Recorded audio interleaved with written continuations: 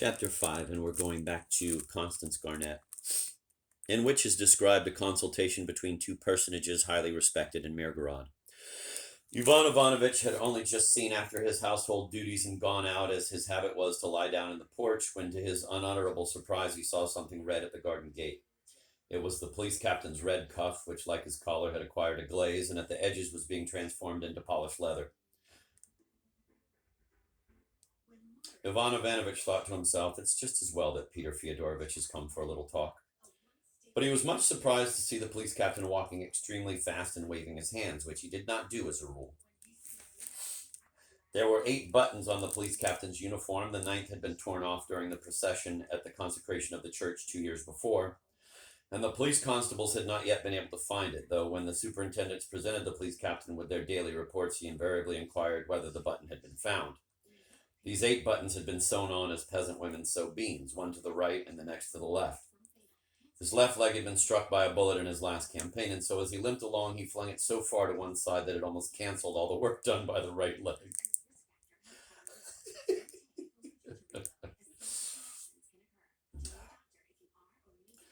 The more rapidly the police captain forced the march, the less he advanced, and so while he was approaching the porch, Ivan Ivanovich had time enough to lose himself in conjecture why the police captain was waving his arms so vigorously.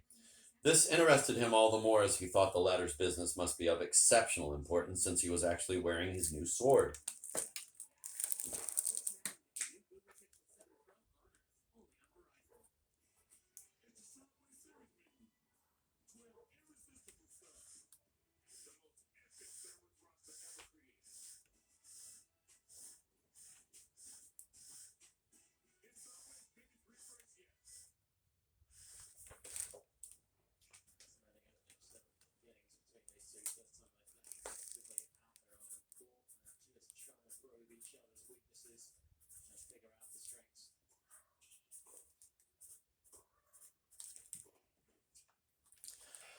I'm going to go back to Vladimir Velikonski because I need to read that first paragraph over there.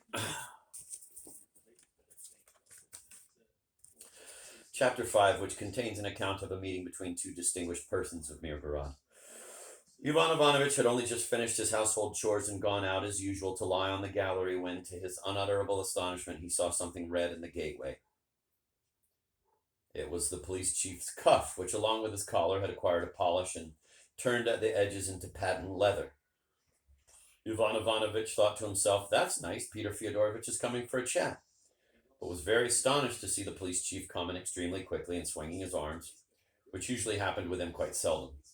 On the police chief's uniform sat 8 buttons, the 9th having been torn off during the procession for the blessing of the church some 2 years earlier, so that the policemen were still unable to find it, though the police chief, while receiving the daily reports of the precinct officers, always asked whether the button had been found. These 8 buttons sat on him the way peasant women plant beans, one to the left, another to the right. Okay, I get it now. These 8 buttons sat on him the way peasant women plant beans, one to the left, another to the right. His left leg had been shot through in the last campaign, which caused him, as he limped, to throw it so far to the side that he thereby undid almost all the labor of the right leg. The more speedily the police chief sent his infantry into action, the less it advanced.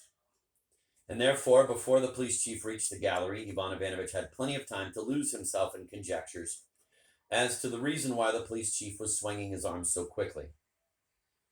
He was the more interested as the matter seemed to be of extraordinary importance, for he even had a new sword on him. I'm going to go back to Constance. "Good day, Peter Fyodorovich," cried Ivan Ivanovich, who, as we have said already, was very inquisitive and could not restrain his impatience at the sight of the police captain attacking the step, still not raising his eyes, but struggling with his unruly legs, which were utterly unable to take the step at one assault. "A very good day to my dear friend and benefactor, Ivan Ivanovich," answered the police captain. "Pray be seated. You are tired, I see, for your wounded leg hinders—" "My leg!" cried the police captain, casting upon Ivan Ivanovich a glance such as a giant casts on a pygmy or a learned pedant on a dancing master.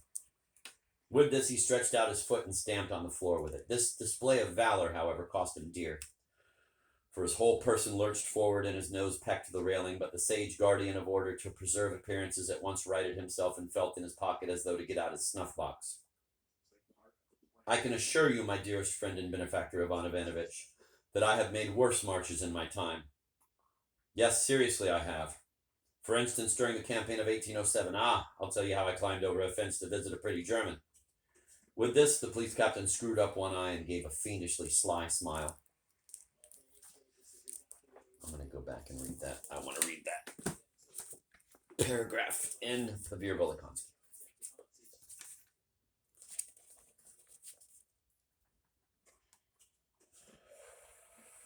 Greetings, Peter Fyodorovich, cried Ivan Ivanovitch, who, as has already been said, was very inquisitive and was simply unable to restrain his impatience at the sight of the police chief storming the porch steps, but still not raising his eyes and quarreling with his infantry, which was in no way capable of taking a step at a single try.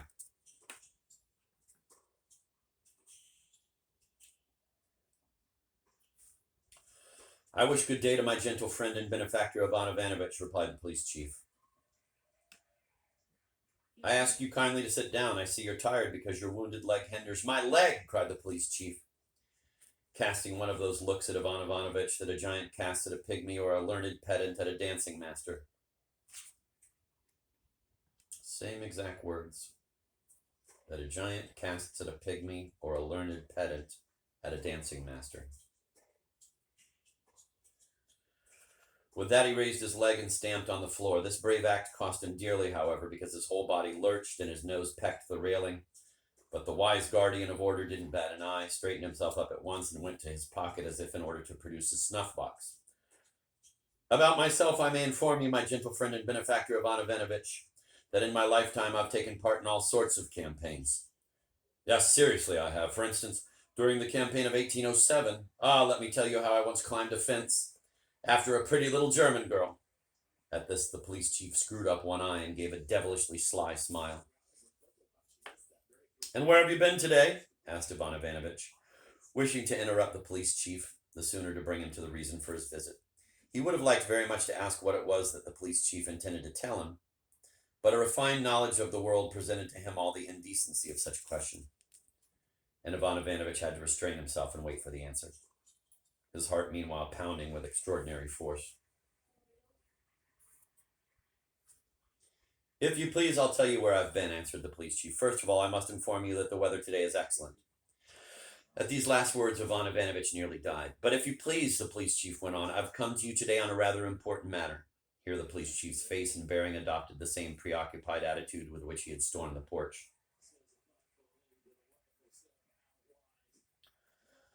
Ivan Ivanovitch revived and trembled as in a fever, being prompt, as usual, to ask a question. What's important about it? Is it really important? Only consider, if you please, first of all, I venture to inform you, my gentle friend and benefactor Ivan Ivanovitch, that you, for my part, please consider it's nothing to me but governmental considerations. Governmental considerations require it. You have violated the rules of proper order. What are you saying, Peter Fyodorovich? I don't understand a thing. Good gracious, Ivan Ivanovitch, how is it you don't understand a thing? Your own animal stole a very important official document, and after that you say you don't understand a thing? What animal? Your own brown sow, if you please. And what fault is that of mine? What fault is that of mine? The court guard shouldn't leave the door open. Jesus. But Ivan Ivanovitch, it's your own animal. That means it's your fault. I humbly thank you for making me equal to a sow. Now, I didn't say that, Ivan Ivanovitch. By God, I didn't. Please judge in pure conscience. It is known to you beyond any doubt that according to the official rules, unclean animals are forbidden to walk about the town. More especially the main streets of the town. You must agree it's forbidden. God knows what you're saying. A big thing if a sow goes out in the street. If you please, Ivan Ivanovitch, I must inform you, if you please, this is absolutely impossible. There's no help for it. Authority wills, we must obey. I don't argue. Chickens and geese sometimes run around in the streets and even in the square. Chickens and geese, mark you. But as for pigs and goats, I already gave instructions last year not to allow them in the public squares, which instructions I ordered read aloud before all the assembled people.